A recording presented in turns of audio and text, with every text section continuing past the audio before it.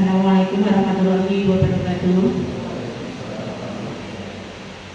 Yang terhormat Bapak Yuswanto SPD MTSI selaku mentor orientasi, yang kami hormati Bapak Ibu guru peserta orientasi.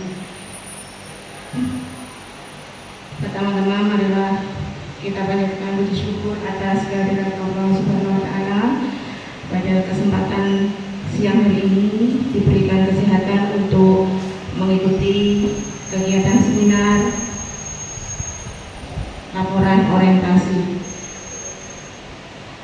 Terima kasih. Pada kesempatan siang hari ini saya akan menyampaikan materi seminar laporan orientasi pengenalan nilai dan etika instansi bagi pegawai pemerintah dengan perjanjian kerja atau PPPK di Dinas Pendidikan dan Kebudayaan Provinsi Jawa Tengah tahun 2024. Sebelumnya mohon izin untuk perkenalkan diri saya. Nama Surastri, kemudian saya ada guru manajemen perkantoran dan unit kerja di SMK Negeri 1 Jati.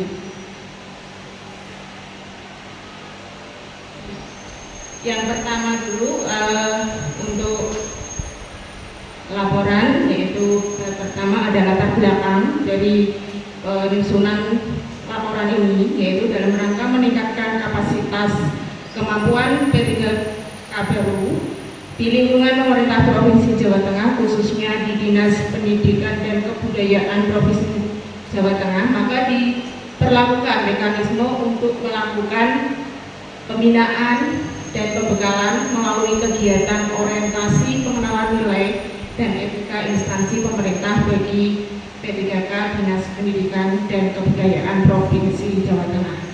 Kegiatan ini yang mana nanti akan memberikan kesempatan kepada ASN P3K untuk melakukan pengenalan terhadap tugas pokok dan fungsi, sehingga memahami tentang disiplin pegawai, etika pegawai, serta tentang penilaian kinerja pegawai yang dilakukan di tingkat individu maupun di tingkat unit, dengan memperhatikan target, sasaran, hasil, manfaat, dan perilaku pegawai. Ya, untuk selanjutnya, maksud dan tujuan. Yang pertama, maksud dari penyusunan laporan orientasi ini adalah memberikan pemahaman nilai dan etika serta tugas dan fungsi sebagai ASN P3K. Yang kedua, pengenalan nilai dan etika pada instansi pemerintah. Kemudian tujuan, peserta mampu memahami program orientasi dan mengenal nilai dan etika instansi pemerintah, sehingga mampu melaksanakan tugas dan fungsinya di unit kerja. Kemudian yang kedua, peserta mampu mengimplementasikan dan mengaktualisasikan nilai-nilai dasar ASN berakhlak yang menjadi kewajiban dalam melaksanakan program pemerintah di unit kerjanya. Untuk waktu dan tempat pelaksanaan kegiatan orientasi, yang pertama itu dimulai dengan pembukaan orientasi pada tanggal 15 Oktober dan dilanjutkan dengan kegiatan pemaparan materi secara Zoom meeting dan penugasan melalui LMS SIP Tenan DPPS DMD Provinsi Jawa Tengah pada tanggal 21 sampai 23 Oktober. Dan kemudian kegiatan mentoring itu dilakukan dari tanggal 24 sampai 30 Oktober. Dan yang terakhir dari ini tanggal 31 Oktober adalah kegiatan seminar di RHK di tempat SMK Negeri 1 Jati.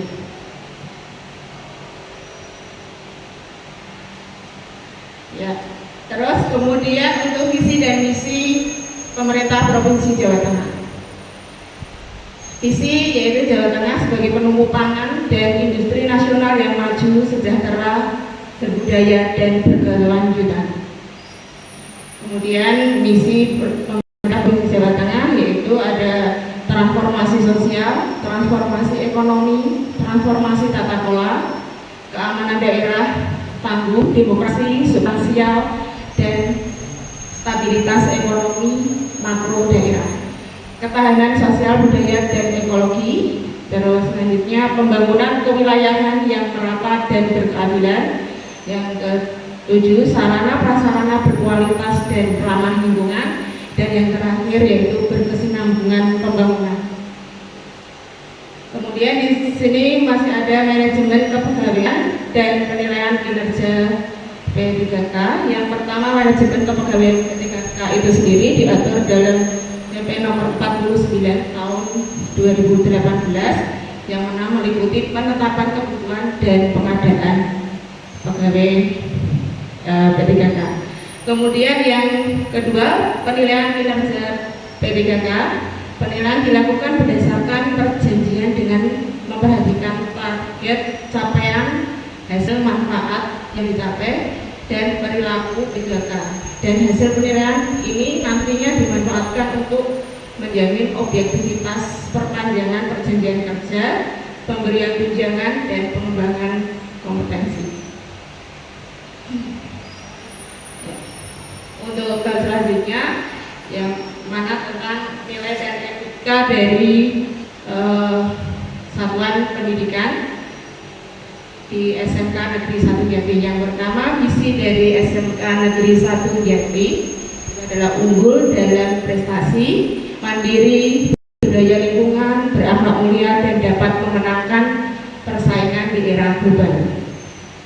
Kemudian misi yang pertama, pelaksanaan pembelajaran yang efektif, memberikan keterampilan berwirausaha, membekali pendidikan agama dan dimengerti, menanamkan kesadaran untuk peduli lingkungan agar tercipta sekolah yang bersinar terang, bersih, indah, asri, rindang, tertib, aman, dan gemilang.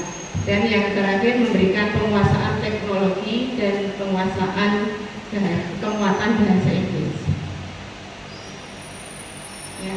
Dari inti seminar ini yaitu penekanannya pada rencana hasil kerja dari P3K ini, yaitu yang mana diambil dari unit kerja yang bersangkutan, yaitu di SMK Negeri 1 Jati, dan saya di sini sebagai guru manajemen perkantoran, yang mana nanti mempunyai masa kontrak selama 5 tahun dari 2023 sampai 2024. Kemudian tujuan instansi dari unit kerja ini adalah meningkatkan keunggulan, potensi, dan prestasi peserta didik agar menjadi manusia yang beriman dan bertakwa kepada Tuhan Yang Maha Esa, berakhlak mulia, sehat, berilmu, kemudian cakap, kreatif, mandiri, dan menjadi warga negara yang demokratis dan bertanggung jawab.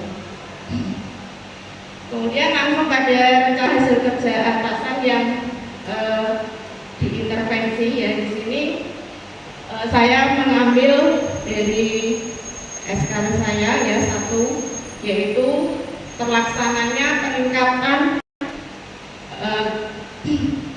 kualitas praktik pembelajaran guru, yang mana rencana hasil kerja yang nantinya akan dicapai itu adalah meningkatnya praktik aktivasi kognitif yang berfokus pada aktivitas interaktif.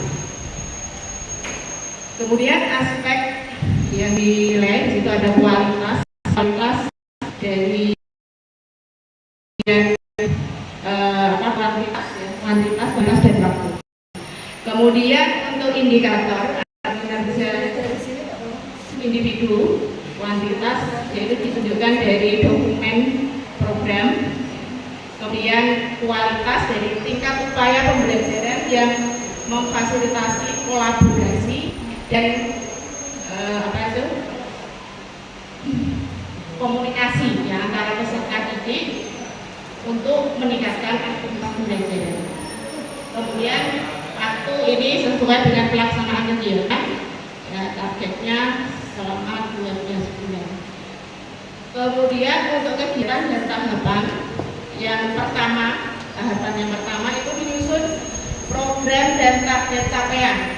Ya, tahapannya yang pertama adalah konsultasi dengan atasan. Kemudian yang kedua melakukan koordinasi dengan atasan.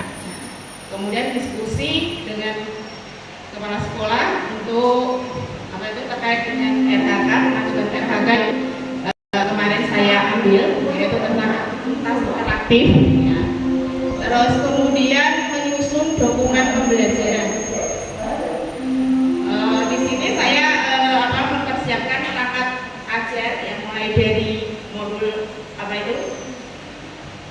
alur tujuan pembelajaran, kemudian modul ajar sampai instrumen penilaian untuk nanti kegiatan pembelajaran saat observasi.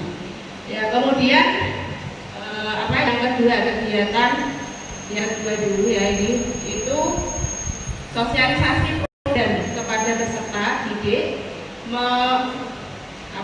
tentang sosialisasi jadwal ya, jadwal pelaksanaan atau di mana mata pelajaran itu terjadwal sesuai kelas yang saya pilih untuk menjadi fokus ini tujuan kegiatan observasi tadi. Ya, kemudian berikutnya pelaksanaan kegiatan. Pelaksanaan kegiatan ini dilakukan ya pada saat jam mapel pelajaran dan kemudian yang kedua ini memfasilitasi kegiatan pembelajaran yang memberi kesempatan pada peserta didik untuk aktif dalam pembelajaran. Kemudian selain itu memberikan penghargaan ya kepada semua kelompok ya. Jadi nanti di mana kemarin untuk model pembelajaran yang saya ambil itu discovery learning dengan metode diskusi kelompok dan pemaparan hasil diskusi atau presentasi. Nah, jadi di sini memberikan kesempatan kepada para siswa atau peserta didik untuk mempertanggungjawabkan hasil kerja mereka ya di depan kelas ya secara bergantian. Kemudian outputnya masih satu lagi, selanjutnya masih kegiatan dan tahapan, yaitu melakukan evaluasi. Ini tahapan yang terakhir, yaitu melakukan evaluasi kegiatan pembelajaran yaitu pelajaran dasar-dasar EPLB dengan topik konsep kantor modern ya, konsep kantor modern, yang mana pada tahapan ini meliputi satu, melakukan evaluasi kegiatan pembelajaran dan melakukan refleksi pembelajaran yang nanti akan digunakan untuk meningkatkan pembelajaran berikutnya. Terus output kegiatan yang pertama ya tadi, output kegiatan yang pertama di sini adalah tersusunnya program dan target capaian pembelajaran guru. Gitu. Jadi outputnya yang pertama. Kemudian yang output kedua itu terrealisasinya rencana kerja ya, kegiatan pembelajaran dengan model pembelajaran discovery learning ya, metode diskusi dan tanya jawab. Dan yang ketiga terlaksananya praktek aktivasi kognitif yang berfokus pada aktivitas aktif peserta didik. Kemudian yang keempat ini, di sini yang keempat ini lahanannya pembelajaran yang membuat siswa proaktif dan berinovasi dalam penggunaan TK. Dari RHK yang diintervensi oleh pimpinan ini ya, kaitannya dengan penerapan atau aplikasi core value atau nilai-nilai dasar ASN berapa. Itu yang pertama ada yang pertama ini